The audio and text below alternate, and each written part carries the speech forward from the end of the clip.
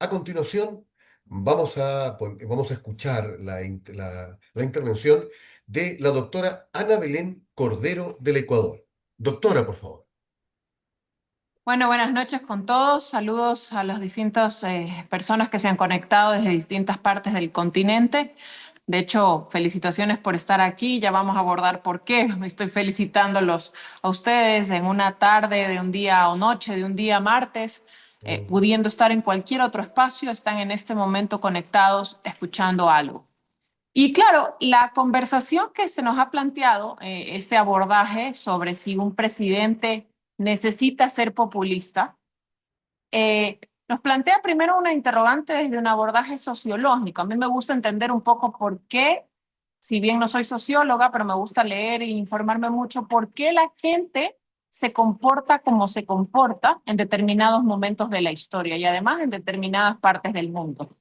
Y con esos antecedentes, y a mí me gusta recordar un poco cuando leo libros de historia ecuatoriana o latinoamericana, qué pasaba con los ciudadanos de los distintos países de América Latina y de mi país cuando llegaba un candidato presidencial o un presidente a su ciudad, a su provincia, a su barrio, a su comunidad. Digamos que en el siglo pasado o en el antepasado era el evento de la semana, si se quiere, en algunos casos el evento del mes, ¿sí? Que un candidato llegue o que un presidente llegue, de un discurso, inaugure una obra, no solamente captaba la atención de los medios de comunicación, de prensa escrita, televisada, radio, de los estudiantes, de los niños, de los jóvenes, de la academia, de los gremios empresariales, en fin, de la comunidad en general.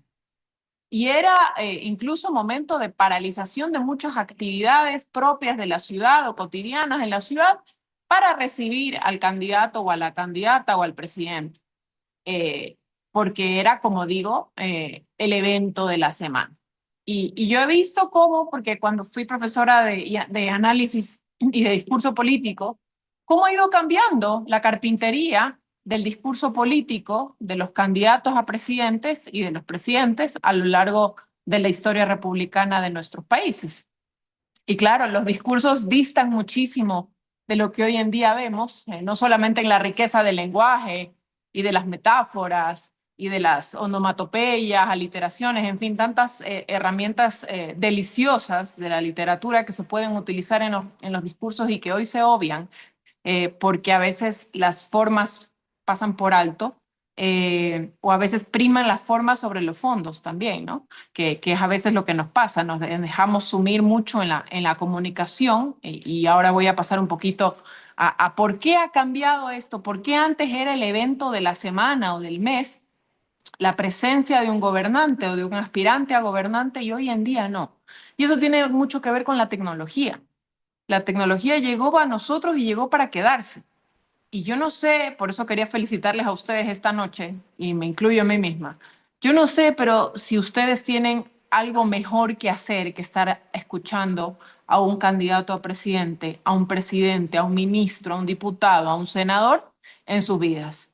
Y no me refiero, porque a lo largo de la historia ha habido familiares, amigos, hobbies, deportes, en fin. Me refiero a este aparatito por el cual nos estamos conectando muchos de nosotros, sea un teléfono móvil o sea una computadora, una laptop. Y el mundo que se abre a raíz de ese teléfono, o de esa computadora, o de esa laptop, o de ese dispositivo. Tenemos a nuestros pies cualquier información que nosotros querramos consumir. Antes queríamos investigar sobre algo y debíamos acudir a una enciclopedia. Ya un poco más adelante las enciclopedias venían en un disquete o en un CD-ROOM. Y hoy en día basta con ingresar a Google, poner un texto y lo tienes. Y hay de todas las fuentes.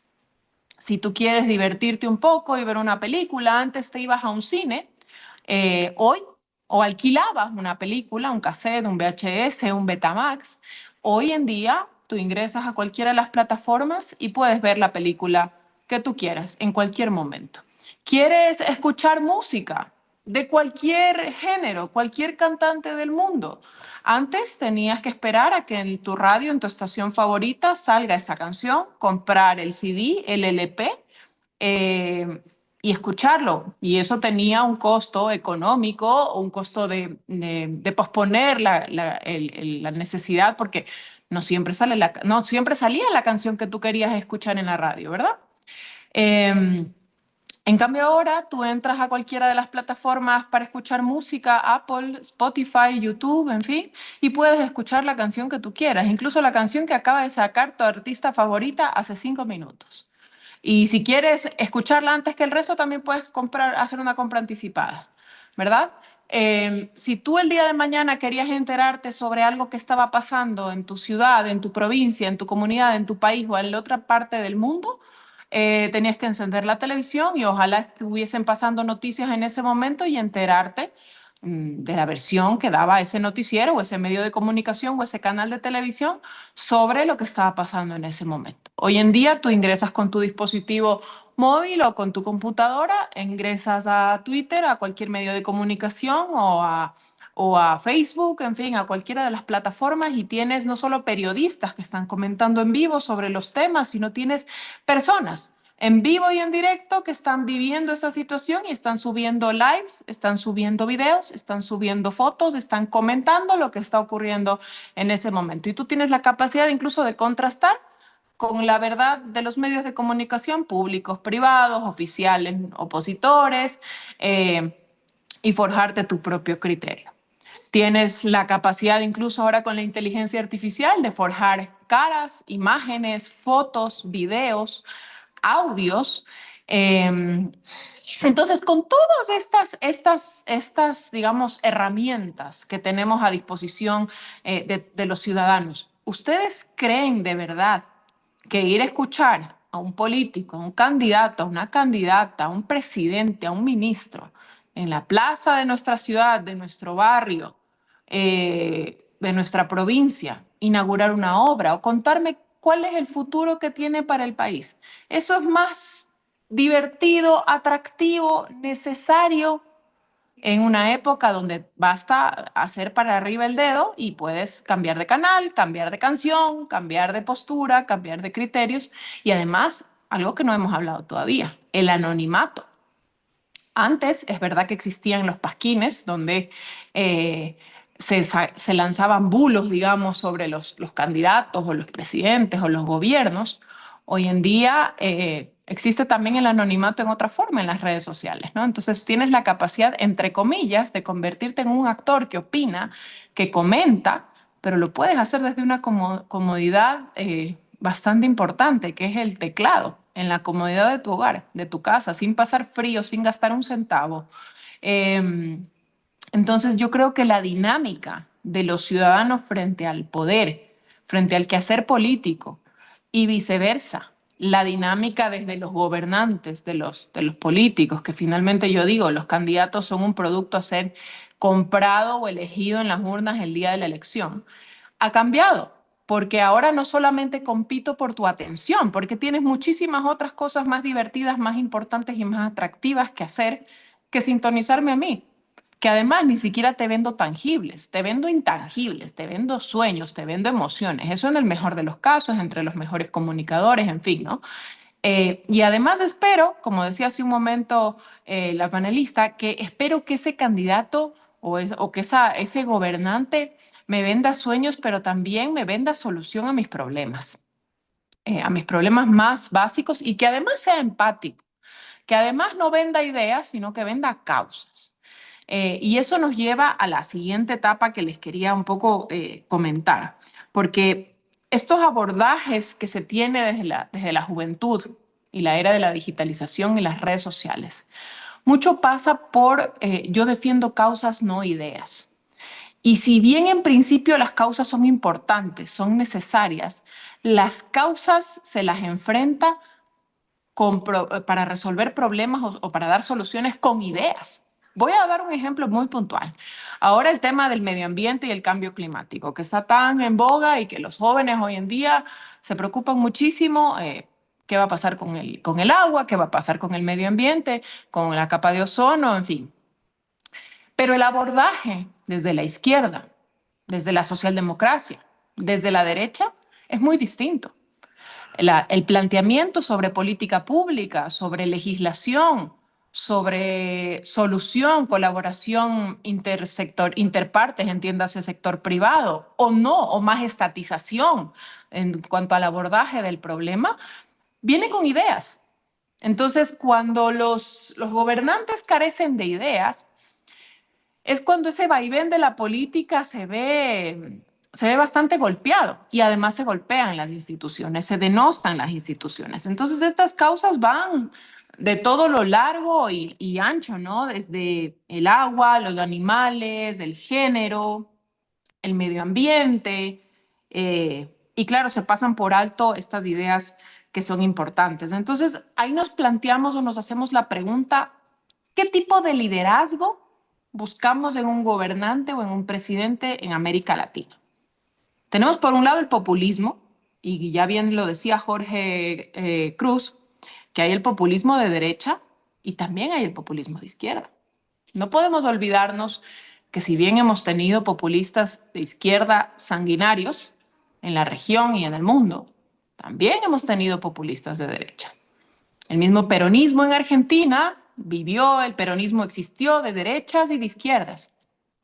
Y el peronismo fue y sigue siendo una tendencia, digamos, que trasciende incluso ciertos partidos en la Argentina, populista, evidentemente populista, encabezado por el señor Perón y por su esposa Evita. Entonces, eso como un punto de partida inicial. ¿Qué tipo de liderazgo es importante que tengamos en las democracias más jóvenes, que son las latinoamericanas, ¿no? Porque cuando uno viaja al viejo continente, a Europa, dicen, bueno, ustedes están en pañales, ¿no? Y cuando ellos tienen, no sé, partidos que tienen 300 años de vida, 400, 200 años de vida, y nosotros tenemos partidos quizás de 80 o de 40 años de vida y se nos burlan. Bueno, somos una democracia más joven, sí, pero también, como decía María del Carmen hace un momento, ese liderazgo también tiene que educarse y a veces lastimosamente por la era de la digitalización, donde creemos que con ver en YouTube los discursos de gobernantes ya podemos ser un diputado, una diputada, un ministro, una ministra, o por consumir cursos online, ¿no? Porque además ese es otro tema de lo bueno de la digitalización y ha venido para quedarse. Ayer o hace, no sé, 20, 30 años, tú querías tener un título de una universidad prestigiosa y tenías que no solamente que hacer una gran inversión económica, sino viajar a ese país, a esa ciudad y cursar un máster de un año o 2 años, en fin, y ni se diga un doctorado. Hoy en día tú puedes cursar muchos doctorados en línea de prestigiosísimas universidades o hacer cursos rápidos, cursos cortos, ¿verdad? Entonces la era del conocimiento además está a nuestros pies y ahora hay muchas menos excusas para la formación. Entonces, con un poco estos antecedentes, quiero llamar un poco a la reflexión y luego cuando conversemos, ojalá en las preguntas se pueda hablar del tema. ¿Cuáles son las tentaciones del poder que tiene un gobernante? Teníamos aquí en el espacio planificado tener a un expresidente que supo desprenderse del poder para devolvérselo precisamente a los ecuatorianos, que fue el expresidente Guillermo Lasso. Él fue elegido para gobernar durante 4 años y ante un boicot político, incluso complotado con el crimen organizado que acecha nuestro país, aplicó una medida bastante muy constitucional, de hecho, que preveía nuestra constitución, que le llaman muerte cruzada, que no es otra cosa que la disolución de la Asamblea Nacional Asamblea Nacional, perdón, del Congreso, para adelantar las elecciones. Y tuvimos un gobierno, digamos, interino, temporal de año y medio, que terminó ese periodo electoral. Pero ¿cuáles son las tentaciones que tiene un gobernante? Por ejemplo, una de ellas, y la más grave, por ejemplo, es la reelección indefinida, y lo vemos con el caso de El Salvador, ¿no? Que muchos elogian a Nayib Bukele porque aparentemente ha terminado con las mafias que habían en ese país, aunque ya estamos viendo cifras que se han repuntado un poco los números, sin embargo, de cara hacia afuera, yo siempre digo que los que estamos afuera a veces elogiamos mucho el modelo, pero cuando conversas con personas que están ahí dentro, a veces te dan un bañito de realidad. Entonces, una de las tentaciones más graves que puede tener un gobernante es la reelección indefinida. Yo creo que ¿Puede un gobernante reelegirse en una segunda ocasión, quizás saltándose un periodo, permitiendo refrescar los aires al interior de la gobernanza, del equilibrio de poderes, en fin? Pero esa es una de las tentaciones. Otra de las tentaciones que vivimos en América Latina, Chile lo vivió, Ecuador lo vivió en el año 2008 y está a puertas de volverlo a vivir, son esos vientos refundacionales, ese ánimo de querer refundar la patria, ¿no? Un concepto muy de izquierda, pero que algunos gobernantes que se dicen de derecha también lo están utilizando. Este hecho de decir, vamos a refundar la patria y vamos a hacer una nueva constitución, cuando sabemos que los países más estables, democráticamente hablando, y en índices de seguridad jurídica y de desarrollo, son aquellos que tienen constituciones largas y duraderas en el tiempo, la alemana, la norteamericana, por mencionar un par, ¿no? Lastimosamente, ese ánimo de refundar la patria también cae mucho en ese carácter mesiánico y populista que tienen o que pueden llegar a tener los gobernantes. ¿Y eso qué? ¿Por qué? ¿Por qué hay tanta tentación? Porque a veces los gobernantes dicen, bueno, ¿y ahora qué me invento para dar un giro de timón? Un golpe de efecto comunicacional en mi gestión, ¿verdad? Entonces, claro, ¿y a quién no le tienta el tema del cambio, ¿verdad? Yo creo que el cambio como tal, como un concepto genérico, llama la atención. Digamos que es muy sexy o muy llamativo en general. Entonces, ¿qué mejor? Vamos a refundar, vamos a declararnos, aquí pasó en el Ecuador y es lo que quiso Boric en Chile también, a refundar la patria y declararnos esta Asamblea Nacional Constituyente de plenos poderes y desconocer autoridades, desconocer normativa, en fin, bajarnos instituciones, bajarnos autoridades, desmantelar el Congreso, al menos eso fue lo que pasó en Ecuador, y vamos a generar un nuevo documento que sea un renacer y que te dé muchísimo relato, al menos donde 3 o 4 años que te permita mantener a la gente, entre comillas, contenta con este relato. Pero dicen a veces que el dato mata relato. Veremos si es que de verdad un presidente necesita solamente gobernar con los datos o a veces es importante también tener un poco de relato, porque uno de los objetivos más importantes de un presidente, además de generar bienestar en su población, es mantenerse en el poder, en el periodo democráticamente electo, ¿no? Entonces, ¿hasta qué punto necesitamos el relato para continuar gobernando? Y hasta qué punto hay estas tentaciones desde el poder. Y como un tercer tema que para mí es muy importante, viendo la semana anterior la destitución de la presidenta del Perú vía legislativa, digamos, que a mí me sorprende en gran medida, porque el Perú es un país políticamente muy inestable. Lo digo porque ha tenido, me parece, el otro día veía una cifra, no sé si 7 u 8 presidentes en los últimos 10 años. Sin embargo, el poder o el motor productivo o económico de ese país se mantiene totalmente alejado de las convulsiones políticas. Y eso es algo que como miembros de la comunidad latinoamericana tenemos que aprender y tenemos que replicar, al menos los países que no gozamos de esa estabilidad o más bien cometemos el error de tener anclado el engranaje productivo y económico de nuestro país a la política. Y un buen amigo peruano me comentaba y me decía, mira, sí, puede aquí caerse el presidente, puede haber un escándalo de corrupción de ministros, pueden detener a un expresidente, en fin, pero aquí el tema del aparato productivo, la inversión extranjera directa, el bienestar en la población, el tema del empleo, el crecimiento económico, se mantiene. Y basta ver cifras de inversión extranjera directa, ¿no? Que las vemos en otros países con mucha envidia. Entonces, sí creo que si es que sus países o nuestros países enfrentan estos vientos refundacionales, que a veces no podemos controlarlos, al menos ver buenos ejemplos en otras democracias, en otros países donde su desarrollo económico es aún mayor o más importante, donde poder imitar ciertos temas. Eso nos ayuda un poco a entender por qué el debilitamiento de las instituciones, acompañada de la era de la posverdad, ya lo decía María del Carmen hace un momento, la posverdad, la fake news, contribuyen a este debilitamiento. Otro debilitamiento es el sistema de partidos y eso viene acompañado de la falta de ideas.